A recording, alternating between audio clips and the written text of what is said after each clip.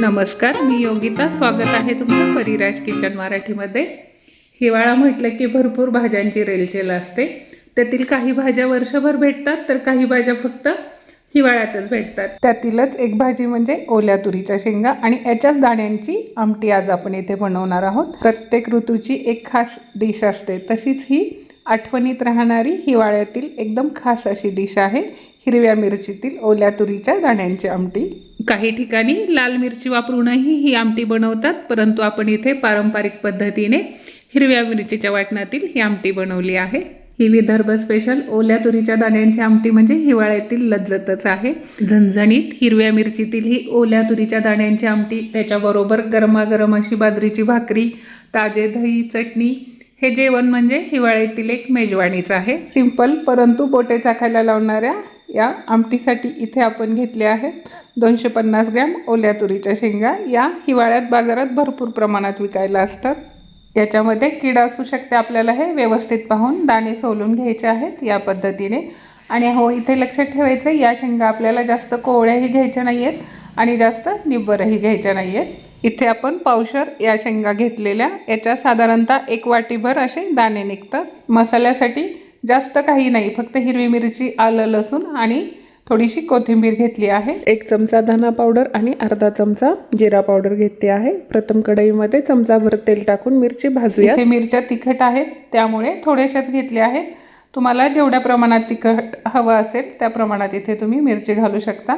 शक्यतो ही आमटी थोडी झणझणीतच छान लागते. इथे आपण साधारणतः 4 ते 5 तिखट हिरवी मिरची घेतली आहे. या पद्धतीने मिरच्यांना थोडेसे फोड आले की याच्यामध्येच लसूण, कोथिंबीर आणि आलंही आपल्याला परतून घ्यायचं आहे. तेलामध्ये छान खरपूस असं आपल्याला हे लसूण, आलं आणि कोथिंबीर भाजून घ्यायची आहे. नंतर हे काढून घ्यायचं आहे आणि याच कढईमध्ये आता आपण हे तुरीचे दाणे थोडेशा तेलावर भाजून घेणार आहोत. यातील थोडासा जो उग्रपणा असतो तो भाजल्यानंतर जातो, त्यामुळे आमटी एकदम छान बनते चवीला. आणि हे दाणे भाजल्यानंतर लवकर शिजतातही, त्यामुळे आपण 1-2 मिनिट मंद आचेवर 2 ते 3 मिनिट हे परतून घेणार आहोत. हे दाणे जास्तही खरपूस भाजायचे नाही आहेत. या पद्धतीने 1-2-3 मिनिट आपण हे मीडियम आचेवर भाजून घेणार आहोत. नंतर गॅस बंद करायचा आहे आणि या बिया थोड्याशा थंड होऊ द्यायच्या आहेत. थंड झाल्यानंतर जे आपण हिरवी मिरची, लसूण, आलं, कोथिंबीर भाजून घेतलं आहे तेही याच्यामध्येच घालायचं आहे. आणि आपण आता हे सर्व एकत्र खलबत्त्यामध्ये किंवा कढईमध्ये, तव्यामध्ये किंवा पाट्यावरही एकत्र छान हे आपल्याला टेचून घ्यायचं आहे. थोड्याशा गरम गरम असतानाच ह्या बिया अशा कुटून घ्यायच्या आहेत, त्यामुळे त्या पटकन कुटल्या जातात. तुम्ही हे सर्व साहित्य मिक्सरवर एकदम बारीकही करून घेऊ शकता, परंतु इथे आपल्याला असं थोडंसं जाडसरच कुटून घ्यायचं आहे. त्याने भाजीची चव अजूनच छान लागते. दाणे थोडेसे कुटून झाले की याच्यामध्येच लसूण, कोथिंबीर, मिरची हेही आपण कुटून घेऊया. पूर्वी चुलीवर काळ्या तव्यामध्ये ही आमटी बनवली जायची. तव्यातच ते दाणे भाजायचे आणि पूर्वी पितळेचे तांबे असायचे जाड, त्यानेच ते तव्यातच खरडले जायचे आणि फोडणीही तव्यातच दिली जायची. चुलीवर आणि लोखंडाच्या कढईमध्ये किंवा तव्यामध्ये जर ही आमटी केली तर याची चव अजूनच वाढते. माझी आजी तर अगोदरच भरपूर लसूण घालायची आणि या स्टेजला जेव्हा हे एकत्र बारीक कुटून होतं या स्टेजलाच ती गरम पाणी घालायची आणि आमटी उकळून घ्यायची. आमटीला ती फोडणी कधीच देत नव्हती. या पद्धतीनेच एकत्र व्यवस्थित कुटून घ्यायची आणि गरम पाणी घालूनच ती लगेच आमटी उकळून घ्यायची. परंतु त्या आमटीलाही एकदम भन्नाट अशी चव असायची. पण आज इथे आपण याला खमंग लसणाची फोडणी देणार आहोत. या पद्धतीने आपल्याला थोडंसं जाडसरच हे कुटून घ्यायचं आहे. मिरची, लसूण ते बारीक करायचं आहे, परंतु हे तुरीचे दाणे आहेत ते आपल्याला जास्त बारीक करायचे नाही आहेत. आता आमटीला फोडणी देऊया. फोडणीसाठी इथे कढईमध्ये 4 चमचे तेल घेतलं आहे आणि फोडणीचं साहित्य जिरे, मोहरी, हिंग, हळद, कढीपत्ता, थोडी बारीक कापलेली कोथिंबीर आणि महत्त्वाचं भरपूर असा टेचलेला लसूण. या लसणानेच आमटीला एकदम खमंग अशी चव येणार आहे. आणि थोडा कढीपत्ता घ्यायचा आहे.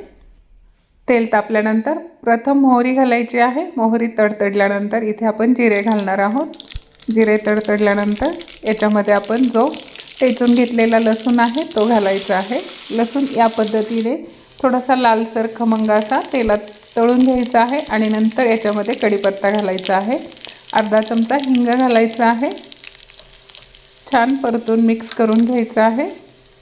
आणि आता याच्यामध्ये घालणार आहोत एकदम बारीक कापलेली थोडीशी कोथिंबीर आणि जे आपण ओल्या तुरीचे दाणे, लसूण, मिरची कुटून घेतलं आहे ते घालायचं आहे। अर्धा चमचा हळद घालायची आहे।